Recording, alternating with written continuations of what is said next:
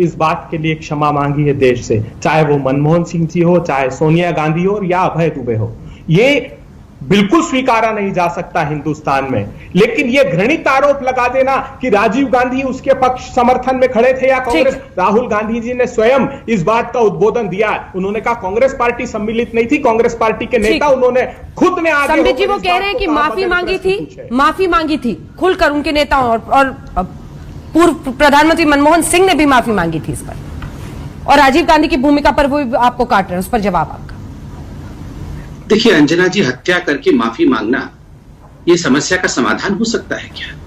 आप सिखों से पूछिए, उन माओं से पूछिए, उन बहनों से पूछिए जिन्होंने अपने पति को, अपने भाइयों को मरते हुए देखा है, जलते हुए देखा है, क्या वो माफ कर देंगे? वो माफ कर सकते हैं, मगर ये धरती कभी उनको माफ नहीं करेगी। जगदीश टाइटलर, आपने माफी मांगी। जगदीश टाइटलर को आपने आज से ठीक 1 महीने पहले दिल्ली के राजनीतिक बॉडी जो है आपकी दिल्ली कांग्रेस की, उसमें एग्जीक्यूटिव मेंबर बनाया। ये माफी होती है? आप जानते हैं आज वोटर आईडी कार्ड को आधार कार्ड से जोड़ने पर कांग्रेस ने उसका अपवाद किया है, कांग्रेस ने उसके खिलाफ बोला। उस समय वोटर आईडी कार्ड को दंगों के साथ जोड़ा गया था। ये जगदीश टाइटलर, सज्जन कुमार इत्यादि जो बड़े बड़े इनके नेता थे, कमलनाथ, ये वोटर आईडी कार्ड लेकर और वोटर इलेक्टोरल रोल लेके घूम रहे थे कि हाँ इस घर में सरदार है, क्रॉस, इसको मर जाना है, हाँ इस घर में सरदार है, इसको मर जाना है, मलकागंज इस गली में सरदार है, इसको मर। मैं आपके बीच में नहीं बोला था, ये सारी चीजें कोर्ट में एडमिसिबल हुई है। कोर्ट ने इनको एविडेंस के रूप में स्वीकार किया है और सज्जन कुमार को जेल भेजा है। आप जाके कोर्ट में इन सारे विषयों को देख सकते हैं। नहीं, अभी और सुनिए। आप जानती हैं अंजना जी, इलेक्टोरल रोल और बच्चों के स्कूल के एडमिशन के लिस्ट को देख करके सरदारों को और उनके बच्चों को घर से निकाल कर जलाया गया। और यहां बैठ के अभय दुबे जी कहते मैं इसके लिए क्षमा, कौन है अभय दुबे जो क्षमा मांग लेंगे? क्या अभय दुबे की क्षमा मांगने से वो 8000 सिख जिनका कत्लेआम हुआ वो वापस आ जाएंगे? और इतनी हिम्मत है राहुल गांधी की, वो हिंदुस्तान को आज लिंचिस्तान कह रहे हैं। मुझे तो आश्चर्य हो, ये जो साजिश है, याद करिए, याद से नहीं, जब से नरेंद्र मोदी देश के प्रधानमंत्री बने हैं एक साजिश इस देश में चल रहा है कि हिंदुस्तान इज इक्वल टू लिंचिस्तान। पूरे विश्व में हिंदुस्तान को बदनाम करना। गाय की बात कर रहे थे अंजना जी, मैं आपसे रिक्वेस्ट करूंगा, केरल में वो दृश्य दिखाइए जहां कांग्रेस के युवा मोर्चा के अध्यक्ष एक बछड़े को लाकर बीच चौराहे पे काट रहे हैं, काट करके बीफ पार्टी बना रहे हैं, ऑन कैमरा हो रहा है ये सब कुछ।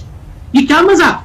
आप हिंदुओं के भावनाओं के साथ, और किसने लिंचिंग कर दी? किसने युवा मोर्चा के कांग्रेस के उस अध्यक्ष की लिंचिंग कर दी? किसने नहीं की, मगर युवा मोर्चा के उस अध्यक्ष ने, जहां से राहुल गांधी सांसद है, वहां पर एक बछड़े की हत्या बिल्कुल सबके सामने करते हैं।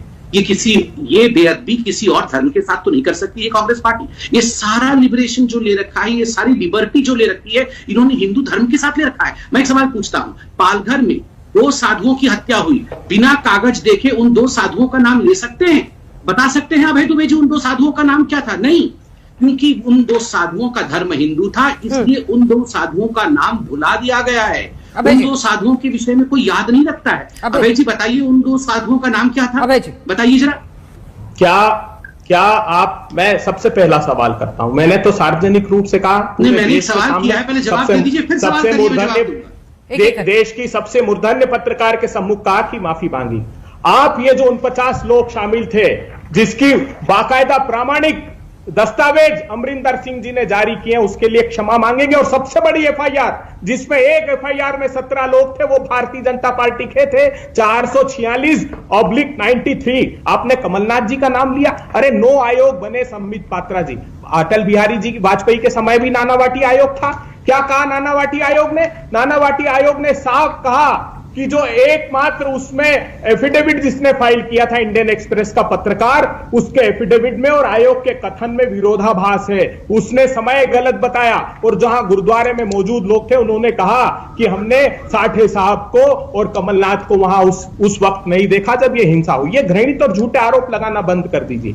मैं विनम्रता से आपसे पूछना चाहता हूं, मुझे बताइए क्या कांग्रेस पार्टी ने लिंचिंग का आरोप लगाया? अरे इस देश की सर्वोच्च अदालत ने आपको फटकार लगाई और उन्होंने कहा कि ये जो लिंचिंग वाले लोग हैं, जो गाय के नाम पर नृशंस हत्या कर रहे हैं, वो कानून के ऊपर नहीं हो सकते। और उन्होंने एक पूरी गाइडलाइन जारी की कि आप इस गाइडलाइन के अकॉर्डिंग एक्शन लो। और क्या उत्तर प्रदेश की सरकार को उस वक्त सर्वोच्च अदालत ने फिर नोटिस नहीं दिया कि क्यों ना अवमानना का नोटिस दिया जाए? आप उसको फॉलो नहीं करते तो आप सिर्फ अपनी सत्ता की भूख मिटाने के लिए विभेद पैदा करते हैं। जब भी चुनाव आते हैं तब आप नियोजित रूप से हिंदुस्तान को इस अराजकता की आग में झोंक देना चाहते हैं। मुझे बताइए, नृशंस हत्या की किसानों के हत्यारों को आप कहते रहे कि नहीं हमने, अब ये हत्या नहीं है दुर्घटना है, लेकिन सर्वोच्च अदालत की निगरानी में जब जांच कमेटी बनी तो उसने अभी सीजेएम कोर्ट में कहा है कि ये संकलित साक्ष्य और प्रमाणों के आधार पर इस बात के प्रमाण मिलते हैं कि नियोजित रूप से किसानों को रौंदकर मार डालने की कोशिश थी। और आपने 2-4 किसानों का लक्ष्य नहीं रखा था भारतीय जनता पार्टी ने, आप सैकड़ों किसानों को रौंदकर मार डालना चाहते थे। जब चुनाव आते हैं आप लिंचिंग कराते हैं, ठीक है, यही आरोप है ना अभय जी आपका? संबित जी जवाब दें। देखिए, मैंने कुछ प्रश्न पूछा, उसका उत्तर तो नहीं मिला। मुझसे कुछ प्रश्न पूछा गया, मैं उसका जवाब देता हूं। उन्होंने कहा 84 के दंगों के लिए क्या मैं माफी मांगूंगा? क्यों? हत्यारा राजीव गांधी और माफी मांगे भारतीय जनता पार्टी। राजीव गांधी जी के उस मैंने बीच में नहीं कहा था राजीव गांधी, अंजना जी, मैं किसी के बीच में चिल्लाता नहीं हूँ। मैं रिक्वेस्ट करूंगा कि इस प्रकार से चिल्ला के डिबेट उन्होंने बोल सकता हूँ।